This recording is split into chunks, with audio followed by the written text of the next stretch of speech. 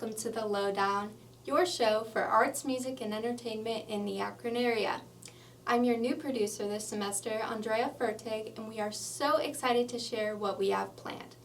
But first, Milena will share with us her video on Midwinter 2026 at the Akron Art Museum, followed by Emily, who will talk a little bit more about the art.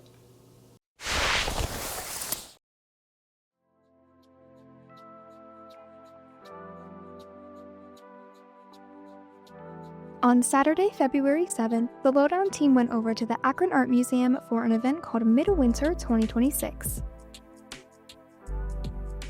The Akron Art Museum's website describes this event as a free evening of happenings, music, art performance at the Akron Art Museum. This event included a live music performance curated by the Cleveland Uncommon Sound Project.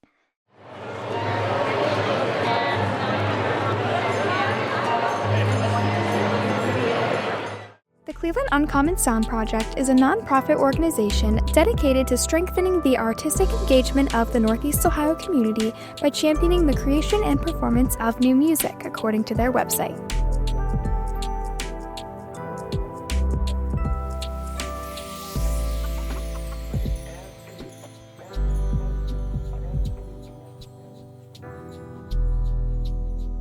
The managing director of Cleveland Uncommon Sound Project is Stephen Haluska, who not only brings his professional experience in concert production, arts marketing, and as a freelance musician, but also is a talented harpist for the Cleveland Uncommon Sound Project.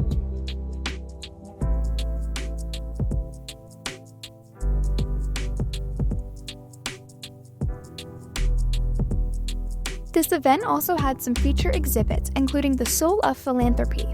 This exhibit illuminates stories of generosity featuring 8 individuals and organizations whose leadership and compassion continue to shape Summit County.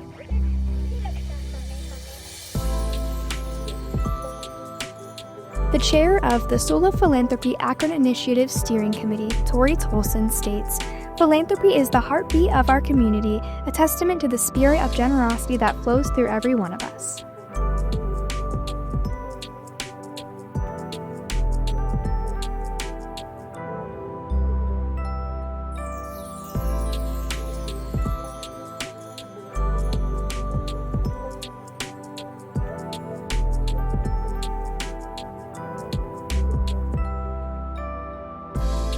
An additional feature exhibit included Alfred McMoore's All This Luck in My Head, which depicts drawings by Alfred McMoore.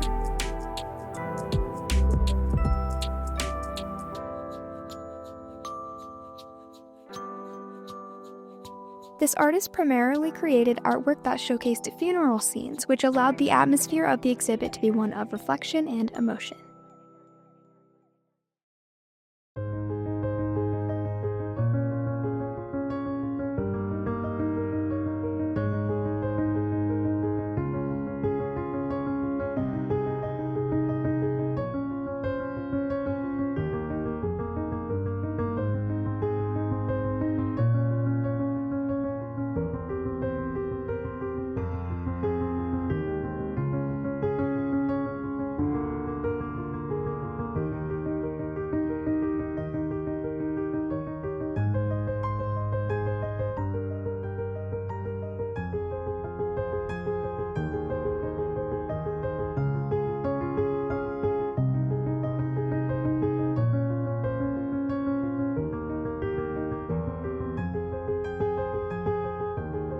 Another feature exhibit included Transfiguration, Rachel Lipskind and the Tiffany Window. This exhibition offers viewers a look at a restored, historic Tiffany stained glass window that depicts the Transfiguration of Christ.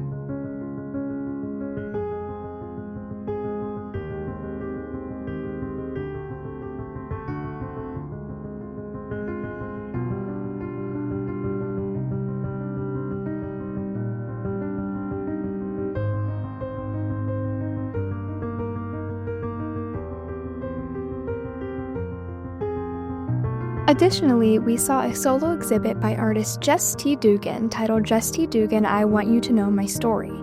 This exhibition shared the artist's photography work, which sensitively explored identity and queer representation.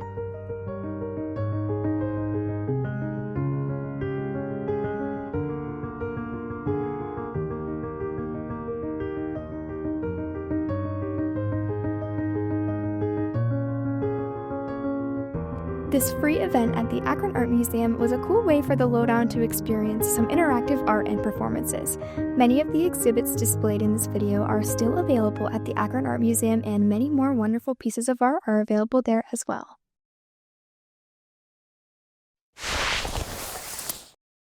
On Saturday, February 8th, the Lowdown visited the Akron Art Museum. We were treated to a performance by the University of Akron alum Maddie McSweeney. McSweeney is being showcased by Akron Soul Train. She is one of their 2026 emerging artists. She did an in-gallery art performance that was ongoing throughout the evening called Untitled Jam. It is part of this artist box series. Untitled Jam performance at Midwinter features the artist within a box-like structure, with the objective of licking Smucker's jam off the structure's walls.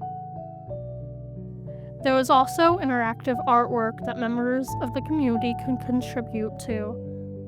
Alfred McMore, All This Luck in My Head, was on display through February 15th of 2026.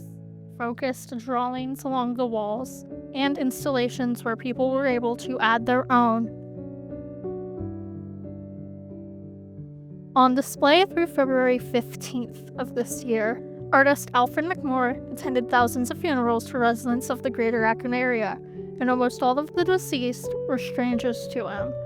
When asked why he went to so many funerals and depicted them constantly in his artwork, McMore responded that funerals were his favorite sport.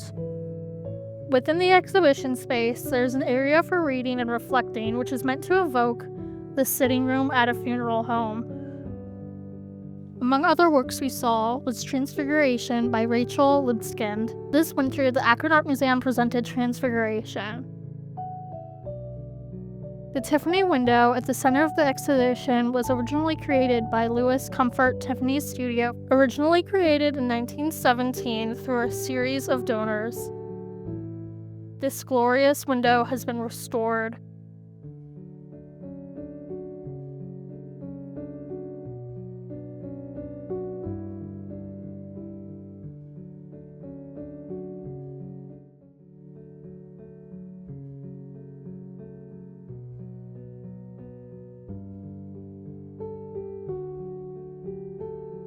These galleries feature selections from the Akron Art Museum's collection, which feature works of art created between 1850 and the present. Each room is organized around a specific theme.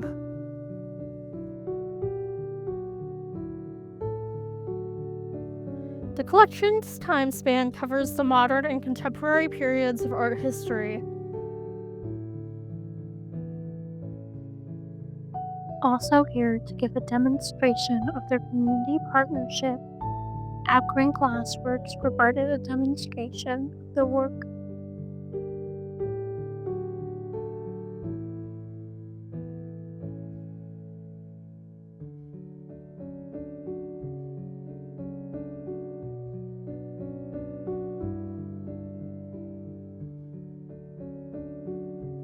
Through luminous photography, interactive storytelling, and personal narratives, it broadens the understanding of what philanthropy is and highlights traditions often excluded from mainstream narratives.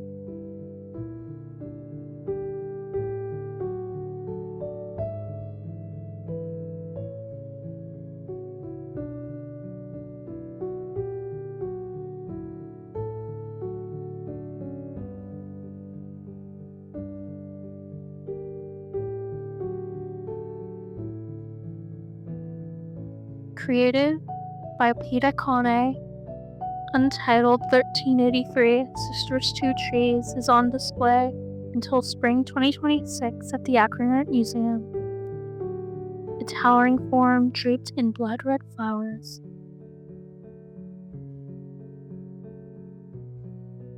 At first glance, it looks like a single majestic tree, but it is actually two separate apple trees.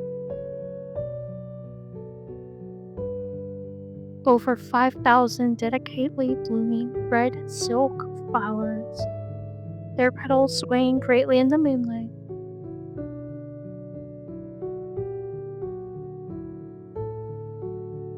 Artworks from different moments in time appear alongside one another, resulting in new connections.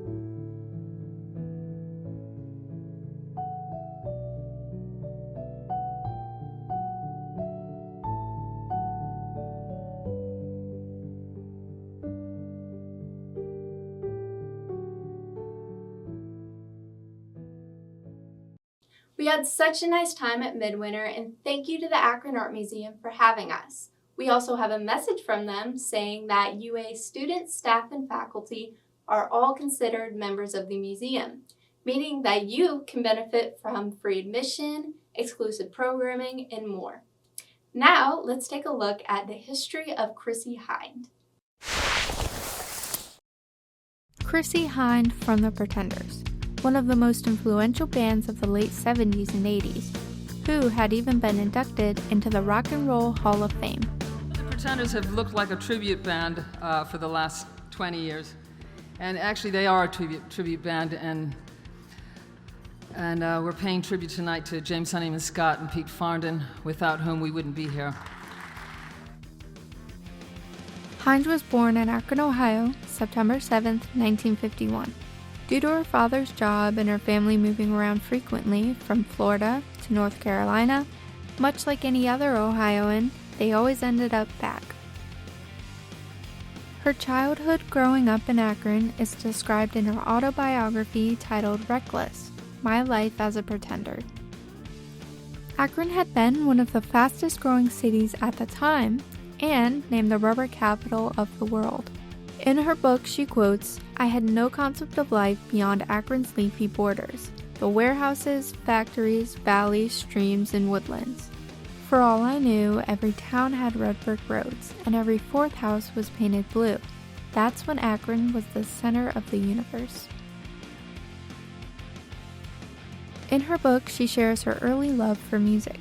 She was once gifted a baritone ukulele and recreated Bob Dylan's harmonic holder so she could play both instruments at the same time.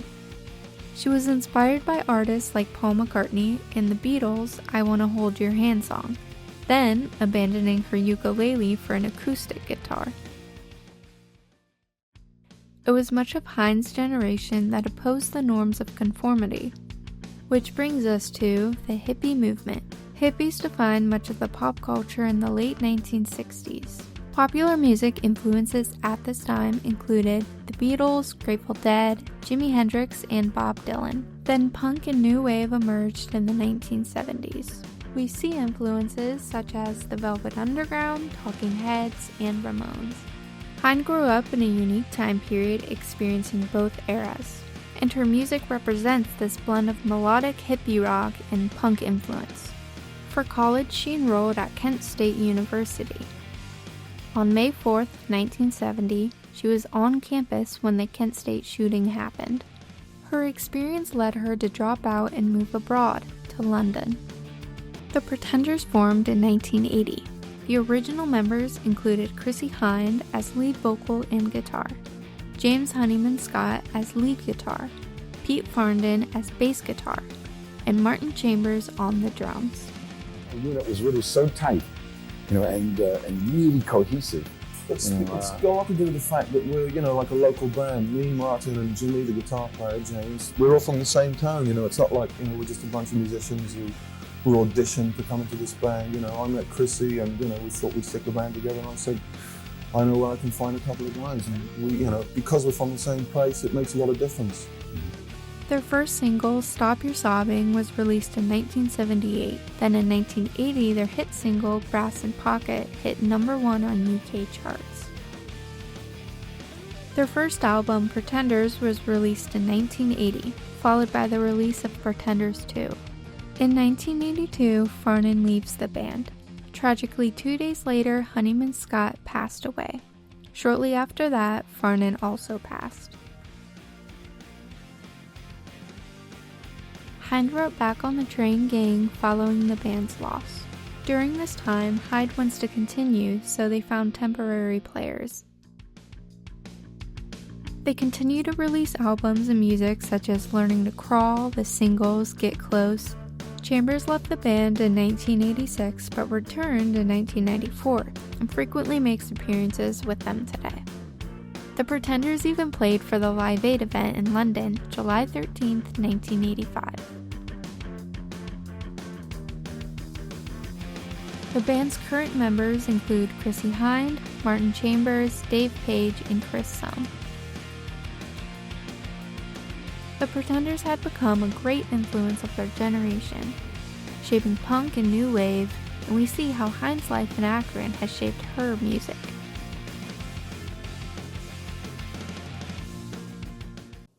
Wow, who knew she had so many ties to Akron? Now let's see what Tyler has to share with us on Fasnacht. This year, Lowdown was lucky enough to be invited back to Fasnacht, this time with the tagline, "What's Love Got to Do With It?" A title given because the event just so happened to share a date with Valentine's Day. The event itself was an impressive and dazzling display of various live performances, circus acts, and one ritualistic burning of a particularly cold-looking Father Winter.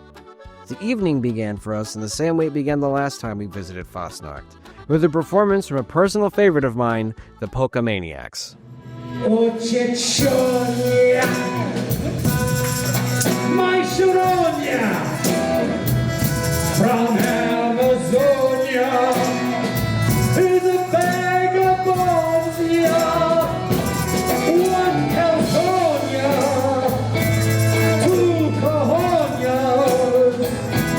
Oh, Chechonia means dark night. Go!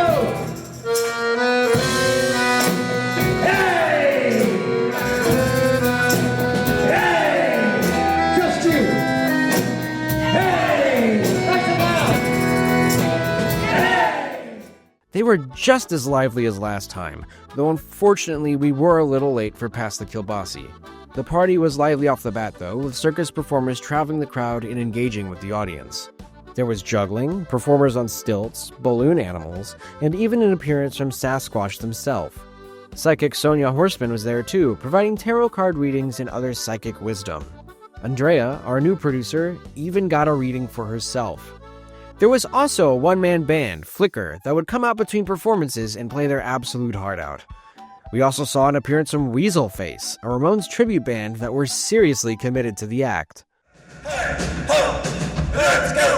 Hey, ho, let's go! Hey, ho, let's go! The phone is tonight. Go to Taiwan. Get the losing the rock. What's taking both? If the performers on the main stage weren't appealing to you though, there was always the back bar, which had a completely different venue. Back there, you could find performances from acts like Couple of Wanderers, who were returning from last year to give us another dose of Catskill Americana and trippy far-out tunes. Everything we do, in some way, it comes back to you.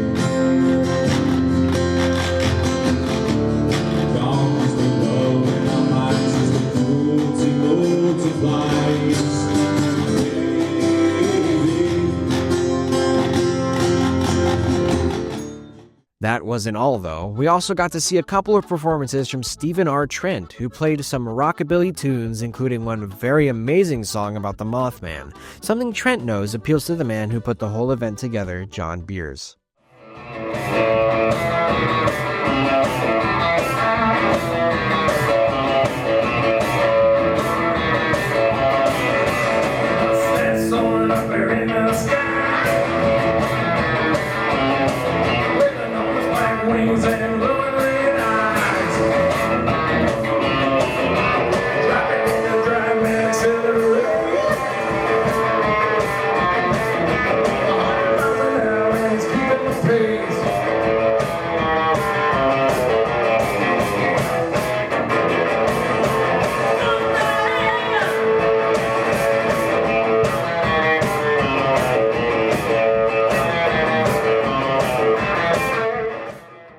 Other bands were also present at Fasnacht, including a band named Ashes, the Greasy Boys, the Moderns, the Trash Talkers, and even an appearance from Brian Elijah Smith. To say it was a night of endless music and entertainment would be an understatement. When the festivities were over, the procession soon began. With the effigy in hand, John Beers walked us through the dark over to Atomic Rodeo. There, in the parking lot, was a blazing bonfire waiting for its time to shine. With everybody gathered around, we bid goodbye to winter before literally burning it away into ash, welcoming the new season with open arms.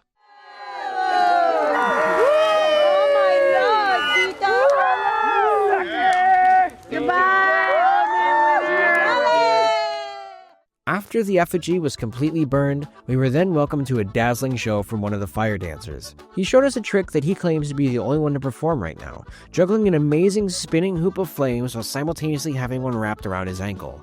To most, it was an extremely memorable way to end the night.